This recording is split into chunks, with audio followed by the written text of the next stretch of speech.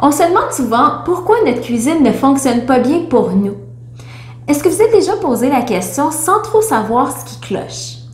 Parfois, c'est pas juste une question de désencombrer un espace, mais c'est plutôt qu'on n'arrive pas à se retrouver, les articles ne sont pas rangés aux mêmes endroits, aux bons endroits. Alors aujourd'hui, je vais vous partager un truc à garder en tête quand vous voulez réorganiser votre cuisine ou si vous emménagez dans une nouvelle cuisine afin de rendre le tout plus fonctionnel pour vous et votre famille. Donc, restez avec moi pour connaître mon truc.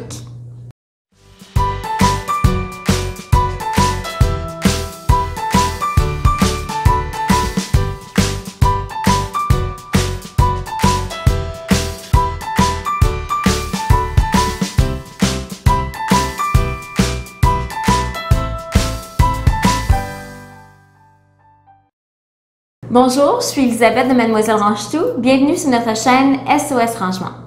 Alors, c'est quoi le point à garder en tête quand on veut réorganiser notre cuisine? Ce sont en fait ce que j'appelle les zones d'accessibilité.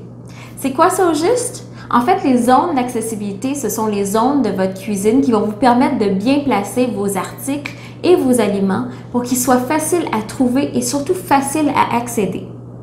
Il y a principalement trois zones d'accessibilité. La première et disons la plus importante, c'est celle qui se trouve entre les épaules et les genoux. C'est en fait la zone qui doit être, mettons, la plus confortable pour accéder et qui demande moins d'efforts à notre corps. Donc, par exemple, dans l'emplacement d'une cuisine, on peut penser que dans cette zone-là, on va placer les aliments et les articles qu'on utilise presque à tous les jours.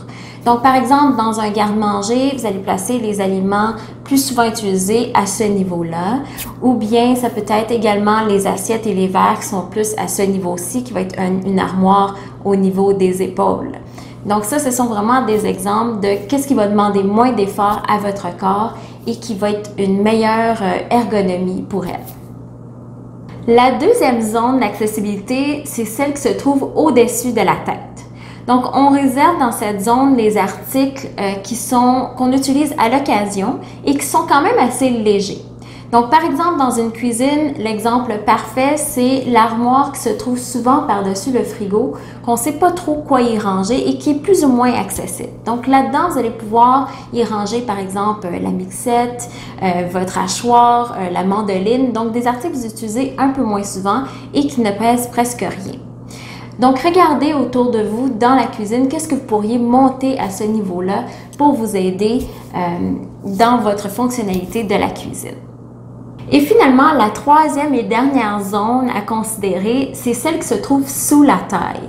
Donc, dans cette zone de votre cuisine, on va y retrouver les articles qu'on utilise un peu moins souvent, mais qui sont surtout très lourds. Donc, on peut penser par exemple à la mijoteuse. Donc, c'est pas le temps de la mettre dans une armoire au-dessus de la tête parce que ça va être trop difficile d'accès et ça va demander trop d'efforts à votre corps. Donc, pensez à des armoires au bas de votre cuisine. Même chose, par exemple, les aliments comme les gros sacs de farine ou les sacs en grosse quantité, ça devrait se retrouver toujours au bas. C'est pour ça qu'on va souvent retrouver les chaudrons, les poêles au bas de la taille parce que ça devient plus convenable de cette façon-là. Ça demande moins d'efforts à notre corps.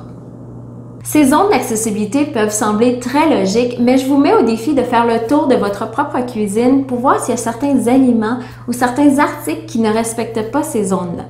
D'ailleurs, je serais même prête à parier que vous pourriez placer certains articles ou aliments de façon plus adéquate. Et qui dit mieux placé dit aussi plus accessible, et si c'est plus accessible, c'est plus facile à organiser et à maintenir à long terme. Parfois, ce sont les trucs hyper simples qui nous simplifient réellement la vie. Je vous invite d'ailleurs à aller visionner nos autres vidéos sur l'organisation de la cuisine pour vous donner des trucs, des idées, des solutions de rangement pour vous aider à optimiser votre espace. Je vous invite également à me faire un thumbs up si vous avez aimé cette vidéo et surtout venez discuter avec nous sur notre groupe SOS Rangement sur Facebook. Sur ce, je vous dis à bientôt!